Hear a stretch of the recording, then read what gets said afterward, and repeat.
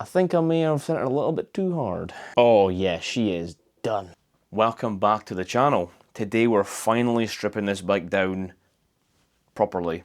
I know I've already got the engine out, but the rest needs to come off, get it down to the bare frame. There is a lot of parts to remove here. Some parts we're keeping, some parts we're not. So what we're going to do today is we're going to get everything gone, right down to the bare bones, and basically just have it ready to go.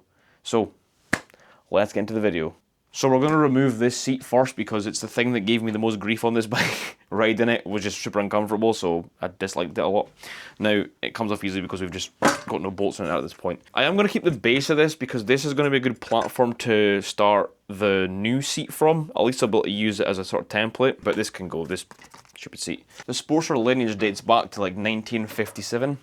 And over 60 years later, the Iron 883, which first was I think released 2009 maybe, it still carries like that sort of history of Harley's, one of Harley's longest running models. I feel like people gave Harley Sportsters like a, not a bad name, but they sort of like dismiss them as if they're not like real Harleys.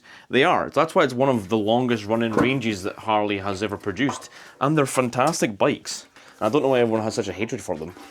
So I've had this bike since 2022. I bought it with 700 miles on it, and I have put in, I think, around 8,000 miles on it.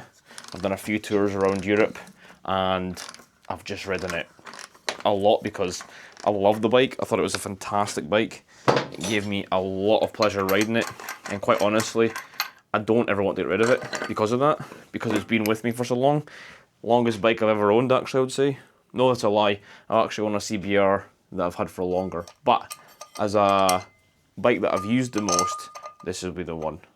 I bought it because I liked it in the blacked out look. It was obviously the kind of, what did they call it, the black denim or something like that, I think it was called. I really enjoyed that and I liked that, and it's served me fine. It doesn't hold up well, I'll be honest with you, the denim. It's kind of, the matte paint doesn't keep too great, but that's why we're changing it anyway, and it's going to be a lot different to what it was when I first had this bike. I'm not going to make you watch me take this bike apart one bolt at a time, so we'll time lapse this bike and see it come apart a bit quicker. I'll jump in when something interesting is found. So yeah, hope you enjoy the next part.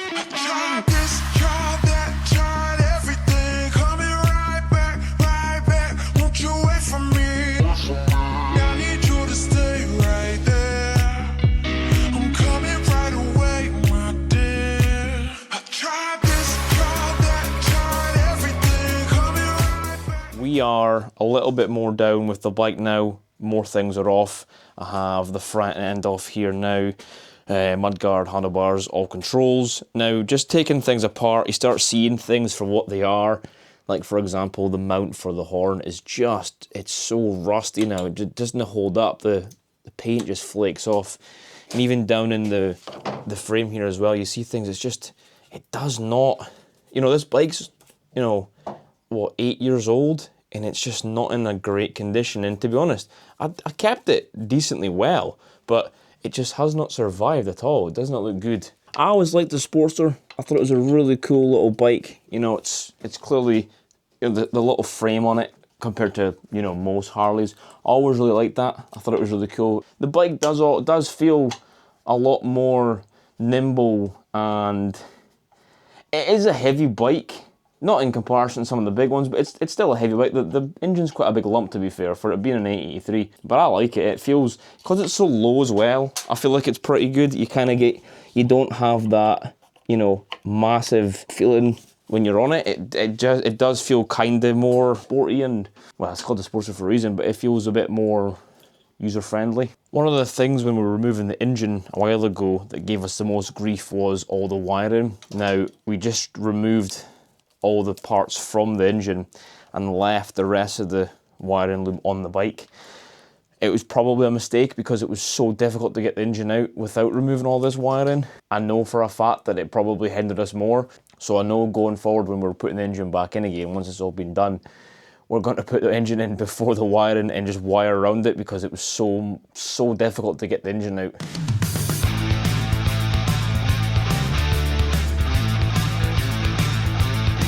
Okay, now we're talking. We've got significantly more space in here for the engine to get in and out of. It's so much more roomy than it was before with all that wiring loom out of it. It's amazing how many wires there actually is on this bike for it having not a lot of electronics on it.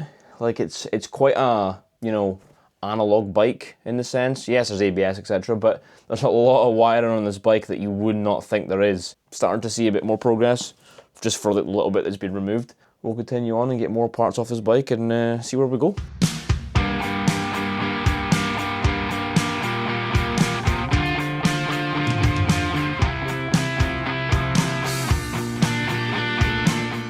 Okay, excellent. So, back wheel is now off. Unmounted tyre, get the rear belt sprocket off it as well.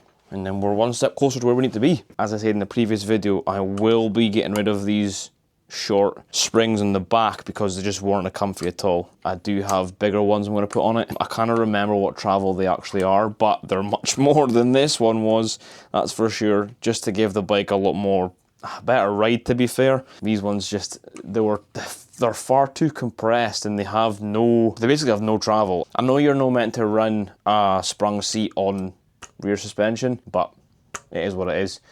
I don't even think, to be fair, even if it was a hardtail, I'm not even convinced that the seat would have been any comfier because it was just very poorly made. So a few years ago when I was on a tour with my dad, I saw these really, really cool rear indicators and brake lights and rear lights combined into one, and it was Kellerman's. So when I was on my way back from the tour, I was perusing eBay and I found the Kellerman's for sale and it was £92, and I thought, they're quite expensive, but you know what, they looked really cool and they were really bright for how small they were. So I ordered them. So next again, I was reading through the description again and I actually saw that it was £92 for one Kellerman, and I was absolutely distraught. I couldn't believe the cost of them. So I had to go and order another one for another £92. It cost me £184 just for the rear lights.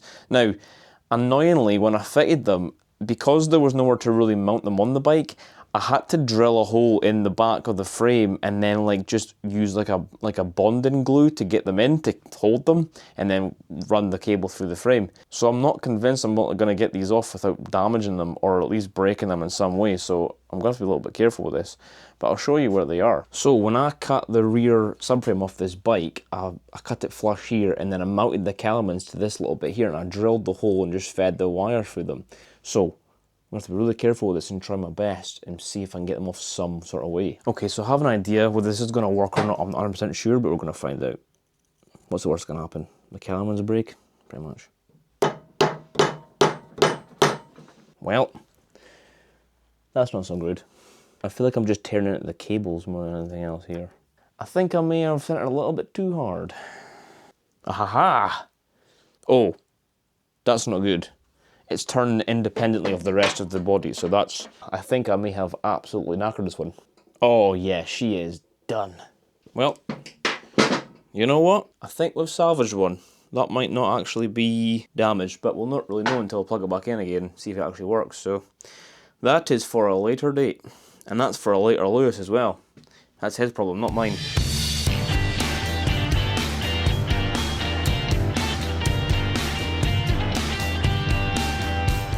So we have the rear swing arm off now, and once again, taking a look at it, you start seeing the condition of things and, you know, how rough it actually has been. I kept this bike as clean as I could when I had it. It's never really looked, look at the, you know what I mean? Look at that in there. That's crazy. So, again, something else we get to clean up and paint and make it look nice and new again. When we repaint everything, it'll be longer to rust than what we have here. So yeah, but again, more progress, which is excellent. So as an update to where we are at the moment with the bike, we have removed the swing arm, the rear wheel, all the electronics, the full braking system is off, all brake lines and everything. All controls are off now. Seat, tank, side stand, horn. So we're gonna get the front wheel removed, we're gonna get the forks, triple trees removed, and then we'll basically have just the frame on its own, and we'll get a good look at it and the condition of it and see. I mean, just looking at it right now, I can see that it's not great, but that's fine, we can deal with that. I've always loved the Sportster. I saw it years and years ago when the Iron line came out in like 2009 maybe, I think it was, and I remember seeing it and I was like, oh, that's really, really cool.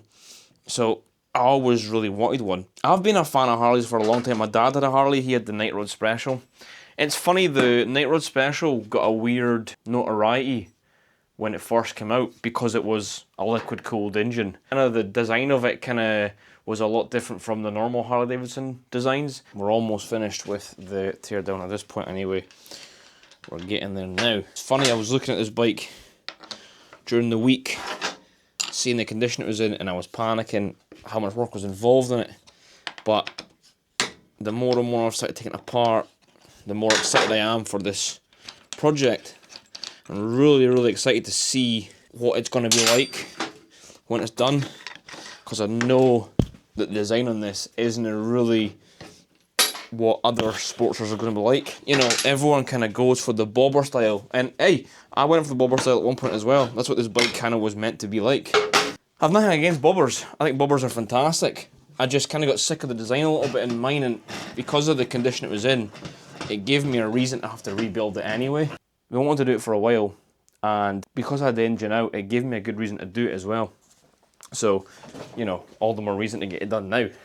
And because I had the idea to change the design completely, I thought, let's just go fully in, because I did consider just taking the bike apart, cleaning up a little bit and putting it back the way it was. So I'm glad I decided to go for it and just do the full rebuild.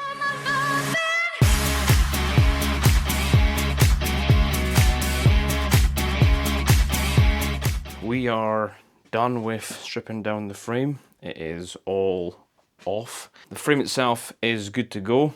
Everything came off reasonably easy, to be fair. There's a lot of surface rust and paint flaking that we're gonna have to address. As you can see, everything's kind of a bit knackered, but you know, we can definitely make it look brand new again. I'll get it out, I'll clean it down, power wash it. We're gonna repaint it the same color as it is now. We're gonna go back to black with the frame.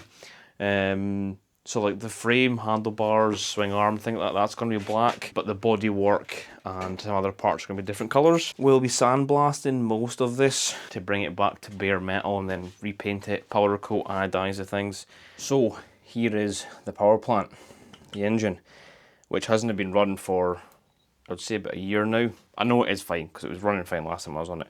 So the engine's also going to be getting refurbed as well. Like your bolt heads, I don't like them being the galvanized colour. They're going to be black. These are going to be black. Some parts I can paint obviously, but the bits I can. And generally just the appearance of the engine. There's a lot of parts of it that are flaking away, and I just don't like them. It's no nice anymore. The engine just looks tired. And for it only being 8 years old, it really shouldn't have been this condition. And that's purely because of just the way it's been kept. Salt on the roads, rain, all the crap of the day that gets on it. The next thing is starting to get all the parts cleaned up because they're minging. There we have it. So, the bike is stripped down, all the parts are laid out in a sort of organised order. Frame is the next part because it's getting a new tailpiece on it. Once we've got all the metal work done on the tailpiece, I'm going to then make a mould and then fiberglass it. So the good thing about making the fiberglass tailpiece, and it'll be hollow as well, they'll be able to store like some cables and stuff in it, so it's going to keep it all neat and tidy up the back end. We're at a really good point here now. I'm really chuffed with how far we've got on today. It's good. I'm glad all the parts are off and I know what we're going to be doing next. So if you've enjoyed this video, please like and subscribe. It means a lot.